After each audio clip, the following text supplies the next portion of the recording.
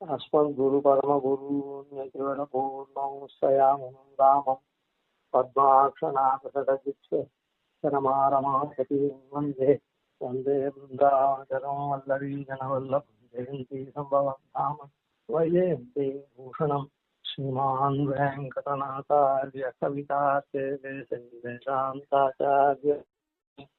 सन्निधत्तां सदा प्रणामं लक्ष्मणमुनिप्रतिगृह्णातु माम् स्वसारैत्यसूक्तिः स्वाधीनपतितां श्रुतिम् अबहुस्कृतसम्भवं श्रुतीनां जरतीनामयतायतप्रचारं विनिवर्तयितुं यतीश्वरोक्तिः विदधे ताः स्थिरनीतिपञ्जरस्ताः. இந்த ஸ்லோகத்துல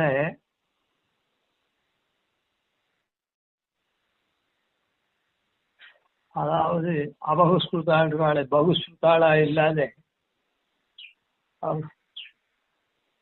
இதிகாச புராணங்கள் எல்லாம் தர்மசாஸ்திரம் நியாயம் மீமாம்சை இதெல்லாம் தெரிஞ்சு வேதத்துக்கு அர்த்தம் சொல்லாத ஏதோ தனக்கு தோணினபடி அதுக்கு தகுந்தா போல அர்த்தங்கள்லாம் சொல்லக்கூடியவாள் இருக்காளே, அவளால ஏற்படக்கூடிய வேதத்துக்கு புதிய ஒரு கிளியா இது பண்ணா அது அழகா எப்படி நமக்கு நம்ம அழகுற செய்யறதோ இந்த சம்சாரத்திலேருந்து மீண்டு சம்சாரத்திலேருந்து நாம மீண்டு யதாவசிதமான பகவத் பரிச்சரிய பண்றதுக்கு உண்டான வழியே அது சொல்றது. கிளி எப்படி நல்வார்த்தைகளை சொல்லுமோ அப்படி, ஆனா அப்படி சொல்லக்கூடிய கிளிய அது ஸ்வேச்சையா விகாரம் பண்ணாத அத்த ஒரு மாதிரி வருத்தி அப்படிலாம் விகாரம் பண்ணாக்கா அப்போ அது வேட்டையா சொல்ல முடியாது. ஒரு உதாரணத்துக்கு சொல்றேன். இப்போ கிளி இருக்க, கிளி ஜோசிய இருக்கா, அந்த கிளியை வச்சுட்டு அவன் ஒரு மாதிரி அந்த கிளிய பழக்கிறான். அவன் ஏதோ கட்டுக்கட்டா நிறைய நல்லது அல்லாதது ரெண்டும் கலந்தது இப்படியாக ஒரு ஏடுகளை வச்சிருக்கான். அவரவர்களுடைய கர்ம வினைப்படிக்கு அது ஒரு ஜோசியம், கிளி ஜோசியம். அந்த கிளியை எடுத்து போடு அப்படின்னு அவன் சொல்றான். அது எடுத்து போடுறது. அது என்ன பண்றது, சில பேருக்கு அது நன்னா வருது, இருக்கட்டும். அவளுடைய கர்மாதீனமா நன்னா புண்ணியம் பண்ணவனுக்கு நன்னா வருது, பாப்பம் பண்ணியவனுக்கு சரியா வரல, ரெண்டு கேட்டா மிஷமான பலன் வருது. அதை இப்போ பொய் சொல்ல வரல, பொய்ன்னு சொல்ல வரல. ஆனா அந்த கிளியாகப்பட்டது என்ன பண்றது, இந்த ஒரு அம்சத்தை மாத்திரம் எடுத்துக்கணும். இவனுக்கு நல்லத சொல்லி நல்வழியை சொல்லாம ஆபத்தெல்லாம் சொல்றது.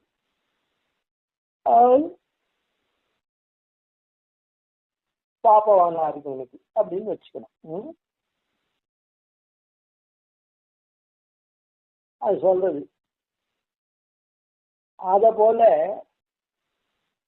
சுத்தி அத கிளி ஸ்தானத்துல வச்சோம்னா இஷ்டப்படி ஓடிச்சு அர்த்தம் எல்லாம் சொன்னால, அப்போ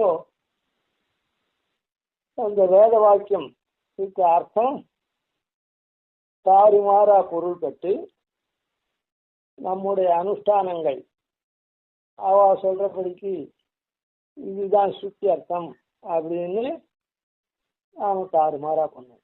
அந்த கிளி சொன்னத்துல நல்ல சீட்டை எடுத்து போறது, கெட்ட சீட்டை எடுத்து போறது, இல்ல மிஸ்ரமான சீட்டை எடுத்து போறது, அதுவரையில் தான் இந்த உதாரணத்துக்கு எடுத்துக்கணும். அது சொல்றது தப்பா சரியான்றத பத்தி இப்ப விசாரம் பண்ணல.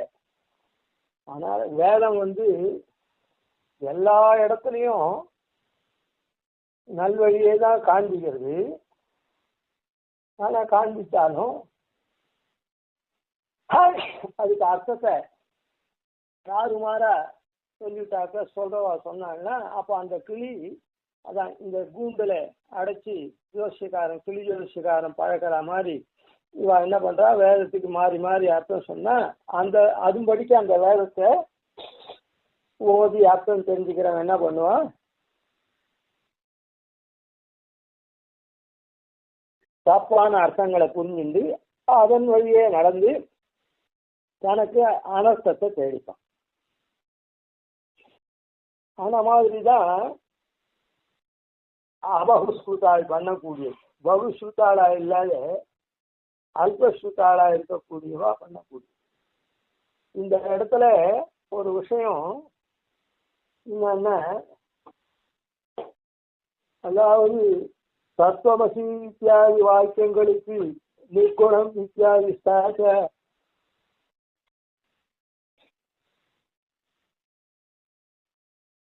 அவர் சங்கரர் சரியா சொல்லாத அர்த்தம் பண்ணாத விட்டத்தை பாஷ்யக்காரர் அதெல்லாம் சரியா சகல ஸ்ருதி ஸ்மிருதி நியாயங்கள்லாம் சரியா கை கொண்டு பண்ணார் அப்படின்னு பார்த்தோம்.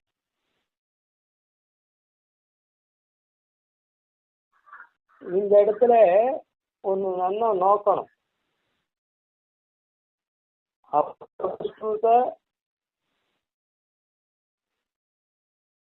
சம்பவம் ஸ்ருதீனாம் ஜரதீனாம் அப்படின்னு வேதாந்தத்துக்கு மாத்திரம் சொல்லல, மொத்த ஸ்ருதிக்குமே தான் ஜர வந்துருக்குது அப்படின்னு சொல்லிருக்க. அதனால அங்க அதனுடைய பூர்வ ஸ்லோகத்துல சமிதோதய சங்கராதி கர்வா ஸ்வபலாத் அப்படின்னு எல்லாத்துலையும் சொபலாத் சேர்த்துக்கணும்னா சொபலாத்து சமிதோதய சங்கராதி கர்வான்னு சொன்னாரே. இந்த சங்கராதிகள்ல அதுதான் இந்த இடத்துல அவசியம் பிறகு பஞ்சரஸ்தாகான்னு அது இந்த ஸ்லோகத்தை விவரணம் பண்ணிட்டு சரி. ஆனா சொபலாத்து அப்போ அந்த சொபலாத்துன்னு சொல்லச்சே இந்த சங்கராதிகளை மாத்திரம் சொன்னதுக்கு காரணம் என்ன அப்படின்னு சொல்லச்சே சாக்கியர் ஜெயினர்கள் சார்வாகர் சாங்கியர் சைவர் மற்றும் சாக்கியர் நூல்கள் சிதைய அப்படின்ற ரீதியில அந்த பாஷ்யால் இருக்காள பாஷ்ய மதங்கள், அந்த பாஷ்ய மதங்களை சூத்திரக்காரரே கண்டிச்சுட்டார். அதனால அந்த இடத்துல ஸ்ரீபாஷ்யக்காரர் அது அனுசாரியா அதெல்லாம் கண்டிச்சது அது சுலபமா போயிட்டு. ஆனா வேதத்தை ஒத்துண்டு இவ என்ன பண்ணிட்டா, அபார்த்தத்தை அத்வைத பரமாவும் துவைத்த பரமாவும் இப்படி எல்லாம் அர்த்தம் சொல்றா. அத ஸ்வபலாத் தன்னுடைய ஞானாதி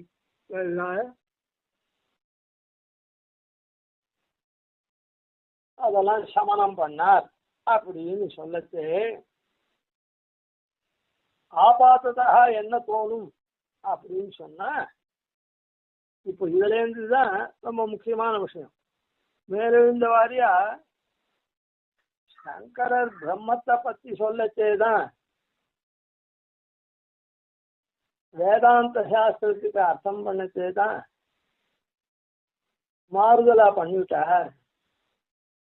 ஆனா பூர்வ காண்டமா இருக்குது கர்மம், கர்ம காண்டம், வேத பாகம். வேதாந்த பாகத்துக்கு தான் வர்ற மாதிரி பிரம்மம் ஒண்ணுதான் சத்தியம், அந்நிய சர்வம் மித்யா அப்படின்னு சொல்லிலாம் சொன்னார். ஆனா பூர்வ பாகத்துல கர்மாக்கள்லாம் அவர் செஞ்சார் அப்படின்னு நாம பிரமிக்க கூடாது. ஏன்னா கர்மாக்கள்லாம் பண்ணணும்னு சொல்லியிருக்கா. அதனால பூர்வ பாகத்துல அவர் ஒன்றும் இது பண்ணல. பூர்வ பாகத்துல அப்படியேதான் யதாவஸ்திதமா கர்மாக்கள்லாம் பண்ணணும் அப்படின்னு. அதாவது வேதத்தினுடைய பூர்வ பாகத்துல விசேஷமா சங்கராதிகள் அதை புண்படுத்தல அப்படின்னு நினைக்க கூடாது. சிரோபாகமா இருக்கிற வேதாந்த பாகத்துலதான் அதை ரொம்ப தாறுமாறா சொல்லி புண்படுத்தினார் அப்படின்னு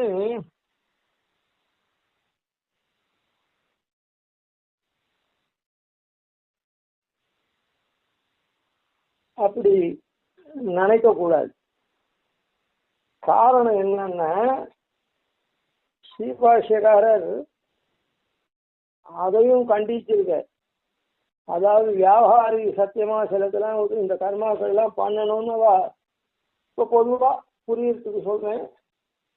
வைஷ்ணவாளை காட்டிலும் ஸ்மார்த்தான்றவா இப்ப அத்வைதிகள் தான் இப்ப ஸ்மார்த்தான்னு சொல்லிட்டு இருக்கோம். அவள்லாம் நம்ம காட்டிலும் கர்மத்தாளா இருக்கக்கூடியவா. காமி கர்மாக்கள்லாம் நிறைய பண்ணக்கூடியவா. நம்ம காமி கர்மாவெல்லாம் பண்ண வேண்டான்னு விட்டவா. இந்த பூர்வம் சூத்திரக்காரர் என்ன சாதிச்சிருக்கார் அப்படின்னு சொன்னா முதல்ல அது சொல்லிட்டேன். அப்புறம் பாஷக்காரர் என்ன பண்ணா அப்படின்னு சொல்றேன். ஏன்னா சுலபமா போயிருக்குதா. இது வேதாந்த சாஸ்திரம். பிரம்மத்தை தியானம் பண்ணணும். ஏன்னா பிரம்ம ஜிக்ஞாசா அப்படின்னு ஆரம்பிச்சிருக்குது. பிரம்மத்தை அறியறதுக்கு அறிஞ்சு அந்த பிரம்மத்தை தியானம் பண்ணி அந்த பிரம்மத்தை அடையணும்னு இருக்குது. அப்படி இருக்குச்சே இந்த பலன் இருக்குதே அது முக்தி தானே, இதர பலன்கள் இல்லை. ஐகிக ஆமுஷ்மிக பலன்லாம் கிடையாது. ஆனா நிதானமா புரிஞ்சுக்கணும். அதாவது வேற இந்த சூத்திரமே ஆரம்பம் அதாதோ பிரம்ம ஜிக்ஞாசான்னு ஆரம்பம். பிரம்மத்தை அறியணும், அறியறதுக்கு இச்சை ஏற்படுறது. காரணம் என்னன்னா பூர்வ பாகத்துல இருக்கக்கூடிய கர்மங்கள்னால ஏற்படக்கூடிய பலன்கள் அல்பமாயும் அஸ்திரமாயும் இருக்கிறதுனால அதுக்கு மேல் பாகமா இருக்கக்கூடிய இந்த வேதாந்த பாகத்துல ஸ்திரமாயும் அனந்தமாயும் அக்ஷயமாயும் இருக்கக்கூடிய பலன் இருக்கிறதுனால அந்த பிரம்மத்தை அறியறதுக்கு அதனால ஆவல் வருது. அறியறா, அறிஞ்ச வழி வேலை போயிட்டு உபாசனை பண்ணி பலனை பெறணும். இப்ப என்ன அந்த பலன்? முக்தி, மோட்சமாகிற பலன். ஆனா சூத்திரக்காரர் என்ன பண்ணார், இந்த பலனை பத்தி சொல்லச்சே இந்த அதான் முக்தி யார் கொடுக்குறான்னு தானே சொல்லணும். அந்த பிரம்மன் தான் கொடுக்குறதுன்னு சொல்லணும். முக்தி அதா உபபத்தே அப்படின்னு சொல்லணும். ஆனா அப்படி சாய்க்கல. பலம் அத உபபத்தே அப்படின்னு பலம்னு பொதுவா சொல்லிட்டார். பலம்னு பொதுவா சொல்லிட்டார். ஆமாம் சுவாமி, பலன்னு பொதுவா சொன்னா என்ன? பெருமாள் கூட கீதையில சொல்லியிருக்கான், சதுர்விதா பஜந்தே மாம் ஜனா சுகுதினோர்ஜுனா ஆர்த்தோ ஜிக்ஞாசுரத்தாதி ஞானி பரதர சபால்னு இந்த உபாசனம் இருக்க மோக்ஷாக்கிய உபாசனம், மோட்ச பலத்தை பொறுத்து உண்டான உபாசனம் இருக்க, மோட்சத்தை குறிச்சு பண்றது என்ன, மோக்ஷாக்கிய பலத்தை குறிச்சு பண்ணக்கூடிய உபாசனம், அந்த உபாசனத்தையே அந்த பக்தி யோகத்தையே 4 பேர் 4 விதமான பலனுக்கு பண்றா. சதுர்விதா பஜந்தே மாம் ஜனா ஸ்ருதினோத்யுனஹா அப்படின்னு இருக்கு. அதனால அவர் பலம்னு பொதுவா சொன்னார் அப்படின்னு சொல்லக்கூடாது. அப்படி சொல்லலாமா அப்படின்னா சொல்லக்கூடாது. அதாவது அந்த இடத்துல பாஷிகார் வியாக்கியானம் பண்ணச்சே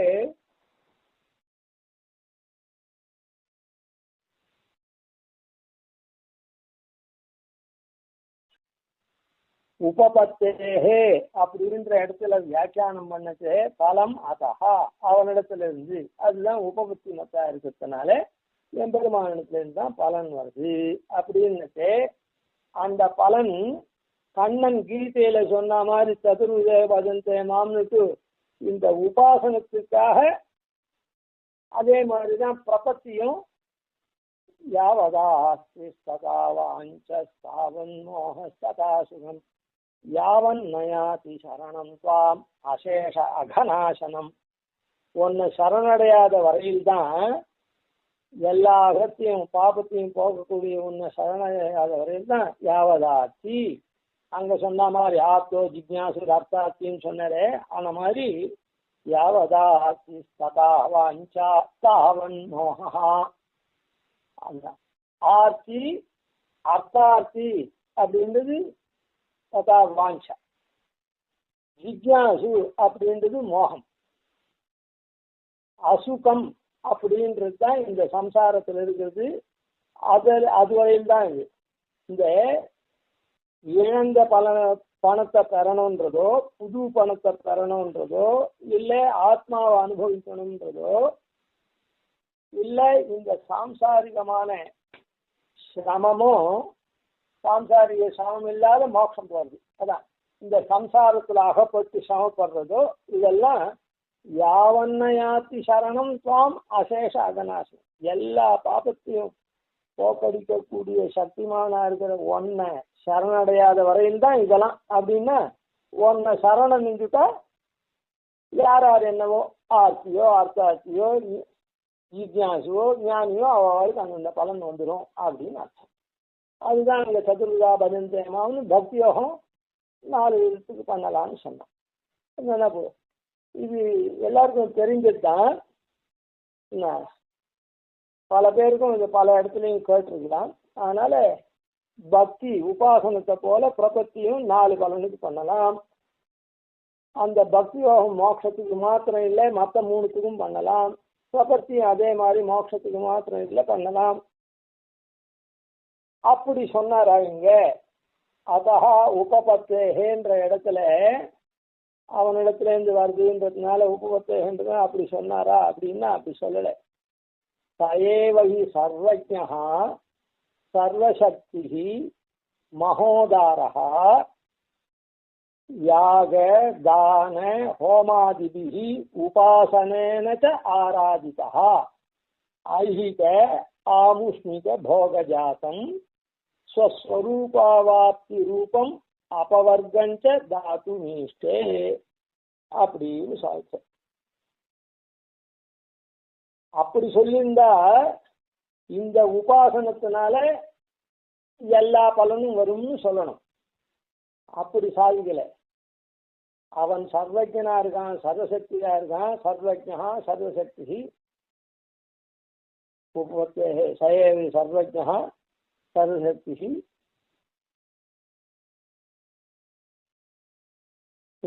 யாக தான ஹோமாதிபிகி உபாசனச்சா யாகங்கள்னாலையும் தானங்கள்னாலையும் ஹோமம் முதலீடுகள்னாலையும் ஆராதிக்கப்படுறவனும் உபாசனேனச்சா உபாசனத்தினாலேயும் அப்படின்னு சொல்ற. அப்போ உபாசனத்தினால இந்த 4 பலனையும் அவன் கொடுக்குறான்னு சொல்ற, மீதி 3 பலன்களையும் யாகதான ஹோமாதிபிகி அப்படின்னு. அதாவது பூர்வ காண்டத்துல என்னென்ன யாகங்கள் பண்ணா என்னென்ன பலன் வரும், காரீர் யாகம் பண்ணா மழை வரும், இன்னொன்னு புத்திரகாமேஷ் யாகம் பண்ணா புத்திரன் பிறப்பா, இப்படி வச்சுப்போம். ஆன மாதிரி இருக்குதுன்னா அந்த யாகதான ஹோமாதிபிகி உபாசனேனச்சா உபாசனங்கள்னாலையும் ஐஹிக பலன். ஐஹிகம்னா இப்போ இருக்குதே இந்த சரீரத்தோட இப்போ இருக்கத்தேவே இந்த நில உலகிலேயே இந்த சரீரத்தோடு இருக்கத்தே தரக்கூடிய பலன். புத்திர பசுவாதி பலன்கள் ஐஸ்வர்யாதி எல்லாம் தருது. ஐஹிக ஆமுஷ்மிகம் தேவலோகத்துக்கு போறது, விசிஷ இந்திர சந்திராதி பதவிகள்லாம் சதமக்கன் அப்படின்னு 100 அஸ்வமேதம் பண்ணா இந்திர பதவி வரும். அது மாதிரி ஏதோ யுவகோதி சாணி விஷ்ணு மகாராஜ்ய பத்மு சர்வஸ்வமேதம் பண்ணா சிவன் ஆகலாம் அப்படின்றதெல்லாம் இருக்கு சாஸ்திரத்துல என்னென்ன சொல்லிட்டோ அதெல்லாம். அப்போ யாகதான ஹோமாதிபிகி உபாசனேனச்ச ஆராதித்தா. அதனால யாக தான ஹோமங்கள் உபாசனத்துல கேள்வியே வேண்டாம், இவன் தான் ஆராதிக்கப்படுறவன் உபாசனத்துல. அப்ப யாகதானங்கள்லாம் யாகதான ஹோமங்கள்லாம் இருக்குது, இதெல்லாம் யாரு குறிச்சு? சாதாரணமா அக்னிந்திராதி தேவதைகளை குறித்து தான் இந்த யாகதான ஹோமங்கள்லாம் நடக்கிறது. ஆனா அதனாலையும் ஆராதிக்கப்படுறவன் யாரு? எம்பெருமான் தான். உபாசனனுக்கு ஆராதித்தா. அதனால ஐஹிக ஆமுஷ்மிக போகஜாத்தம் இப்படிப்பட்ட போக கூட்டங்களை கொடுக்கக்கூடியவன். அது தவிர அபவர்கஞ்சா அபவர்க்கத்தையும் கொடுக்கக்கூடியவன்.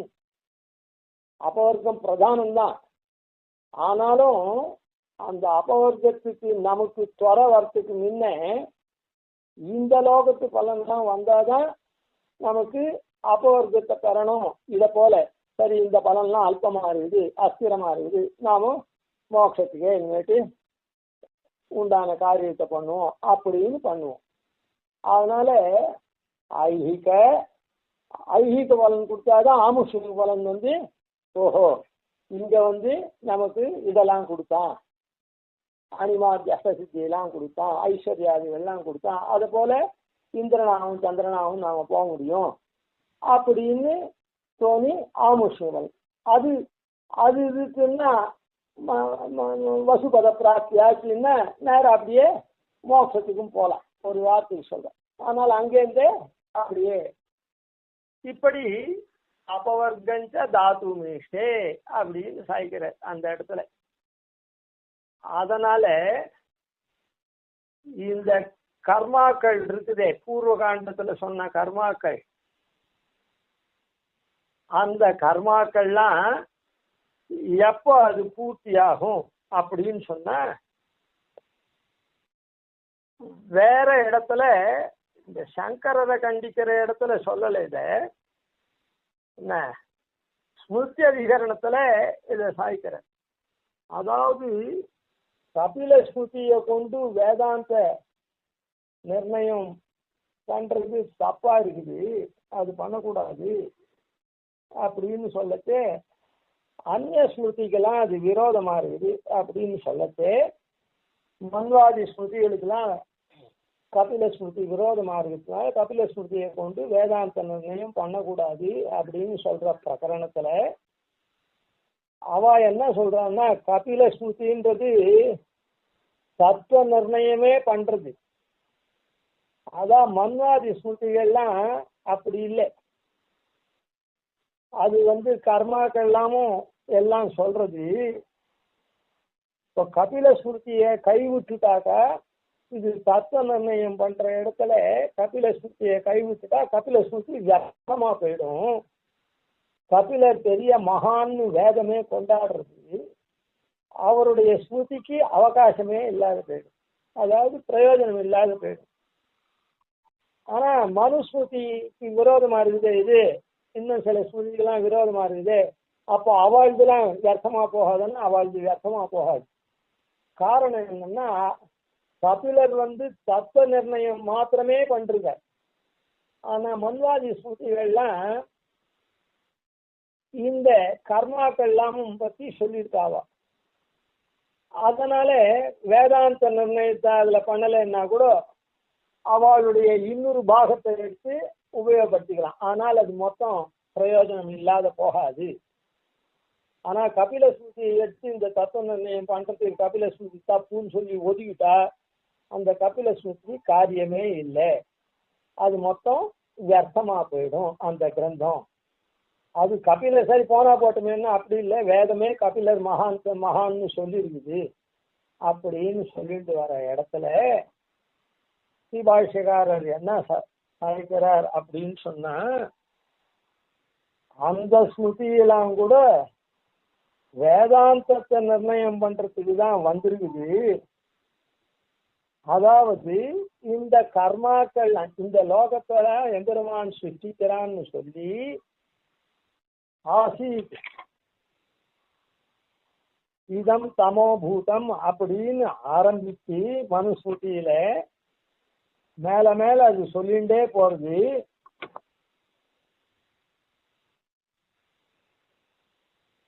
அது சொல்லத்தே என்ன சொல்றதுன்னா, அது எம்பெருமானுடைய ஆராதனத்து தான் சொல்றது. இந்த கர்மாக்கள்லாம் அப்படி இருக்கக்கூடிய பரபிரம்மமா இருக்கக்கூடிய எம்பெருமான் இருக்கானே அவனுடைய ஆராதனம் தான் இது அப்படின்னு சொல்றது. அப்போ அதனால அவ எல்லா நிர்ணயம் இந்த அதாவது பூர்வ காண்டத்தை பத்தி அவ நிர்ணயம் பண்றா, அதனால அது சார்த்தமாயிடும், அது பரவாயில்ல அப்படின்னு. இல்லை இல்லை, இந்த பூர்வ காண்டம் அதனால அது இதுவும் அவனுடைய ஆராதனைன்னு சொல்றதுக்கு நீ பிரம்மத்தையே ஒத்துக்காதனால பிரம்மன் தான் இந்த இதெல்லாம் சிருஷ்டி ஸ்திதி எல்லாம் பண்றது அப்படின்னு ஒத்துக்காதனால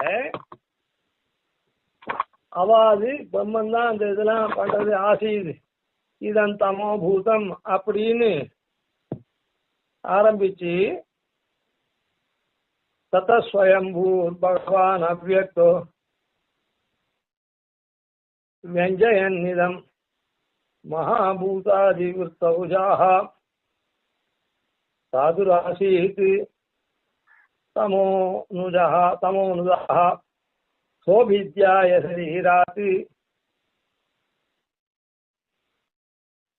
शरीरात् स्यात् विविधाः प्रजाः अतएव सजातौ तासु वीर्य அபாஸ்ஜம் அப்படின்னு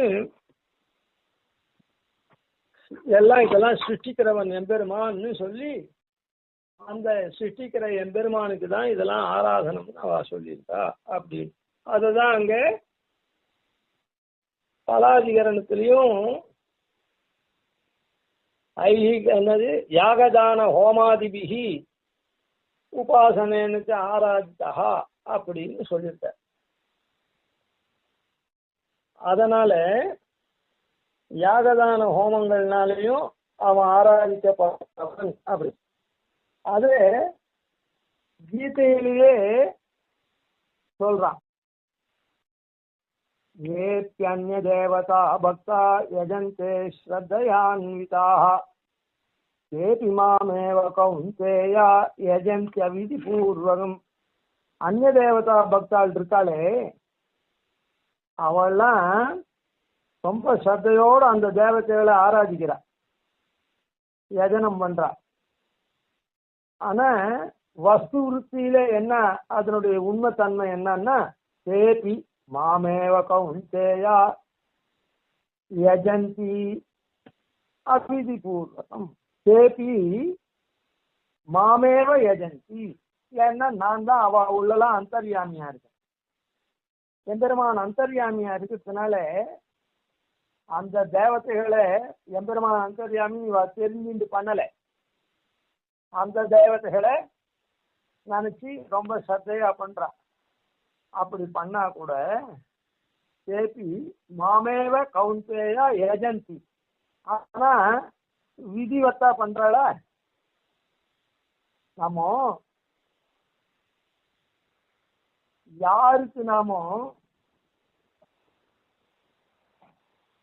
பண்றோம் அப்படின்னு தெரிஞ்சுட்டு பண்ணா அது சரியா இருக்கும். தெரியாத பண்ணோம்னா அது விதி இல்லை. எம்பெருமானுக்கு தான் அது போய் சேர்றது. எம்பெருமான் தான் ஆராதிக்கப்படுறான். ஏன்னா அவ உள்ள இருந்து எம்பெருமான் தான் அது ஆராதிக்கப்படுறான். ஆனா அது அவ தெரிஞ்சுக்காதனால அவிதி பூர்வகம், விதி பூர்வகமா அவ பண்ணல அப்படின்னு சொல்ற.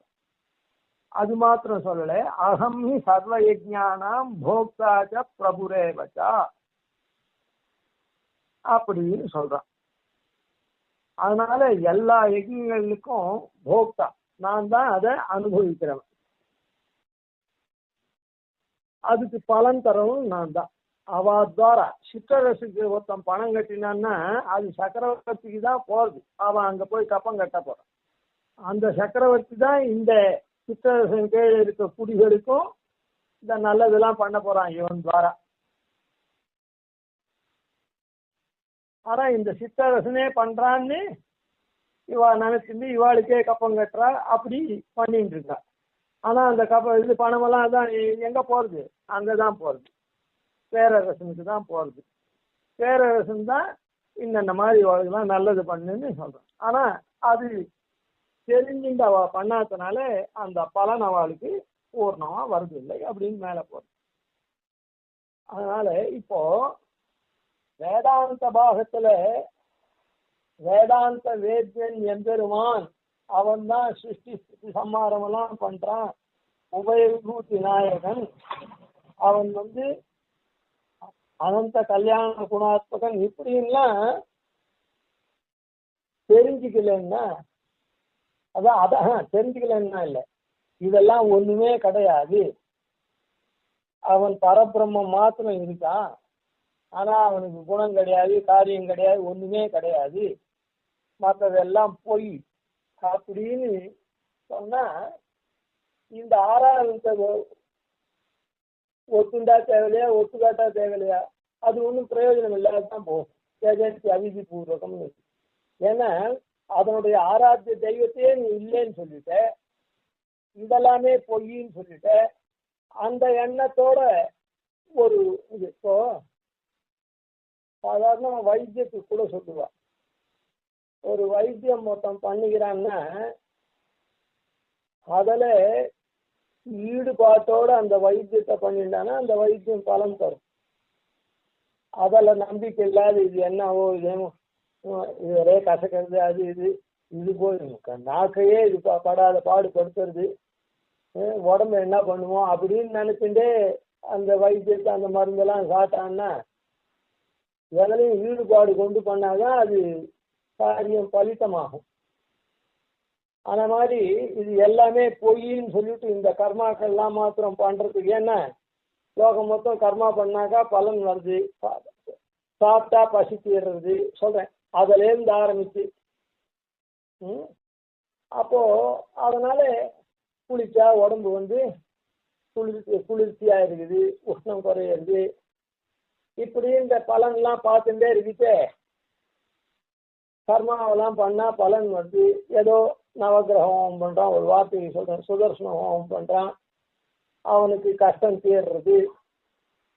இன்னொரு காரியம் பண்றான், 4 பேருக்கு சதியாராங்க சாதம் போடுறான், அன்னதானம் பண்றான், அவள் ஏதோ நல்ல வார்த்தை சொல்லி வாழ்த்துட்டு போறதுனால அந்த வாழ்த்து மூலமா இவனுக்கு ஏதோ ஒரு நல்லது நடக்கிறது. இப்படிலாம் இருக்கிட்டே இப்ப இல்லைன்னு சொல்லாத பௌத்தாதிகளை போல இத்த மாத்திரம்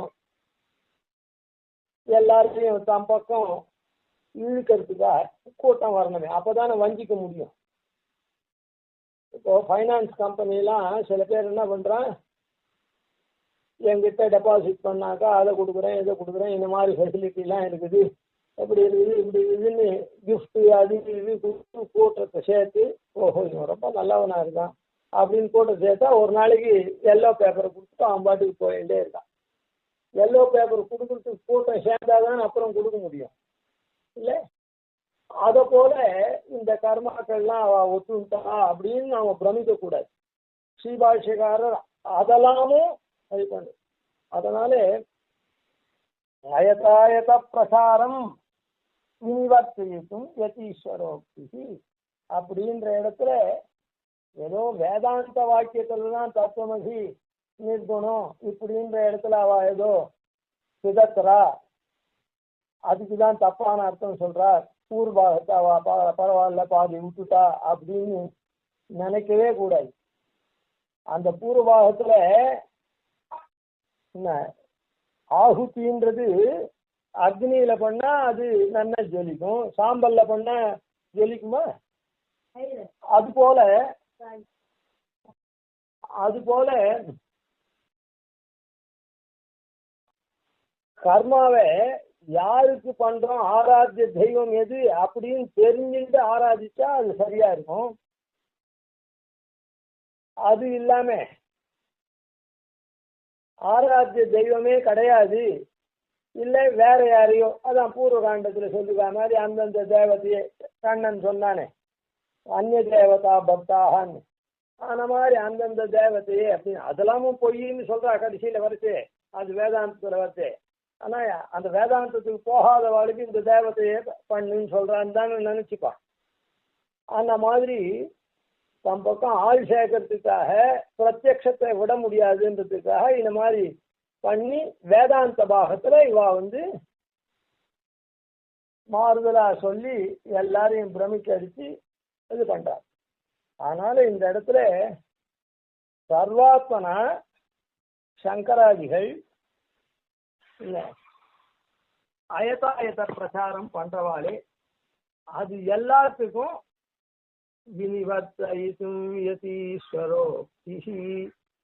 அதெல்லாம் போக்கடிக்கிறதுக்கு சிபாஷிகாருடைய சீசூக்தியானது அதை ஒழிப்பதற்கு ரொம்ப தகுந்ததா இருக்குது. ஒழிச்சு என்ன பண்றது, விததேதா ஸ்திரநீதி பஞ்சரஸ்தாக.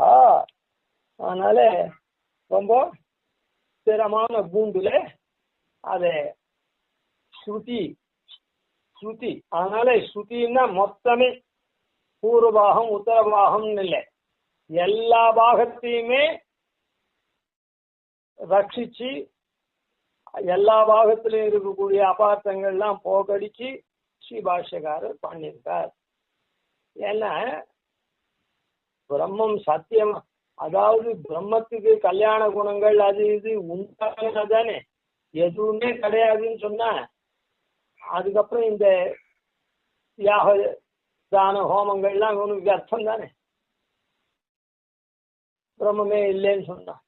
அதனால எல்லா பாகத்தையுமே ஸ்ருதிய ஆபாத சூடம் அப்படின்ற ரீதியில கால் முதல் தலைவரையில் அந்த ஸ்ருதிய, அதாவது அந்த கிளிய ரக்கைய உடைக்கிறான்றது மாத்திரம் இல்லை, எல்லா பாகத்தையும் நல்லா இது பண்ணி அதுக்கு ஆகாராதிகள்லாம் பழம் அது பால்லாம் கொடுத்து அதை சௌகரியமா வச்சுட்டு இத்தராள் கையில் அகப்படாத ஸ்ரீபாஷ்யக்காரர் அதை நல்ல கூண்டுல ஸ்திரமா வச்சார் அப்படின்றது இந்த ஸ்லோகத்துல.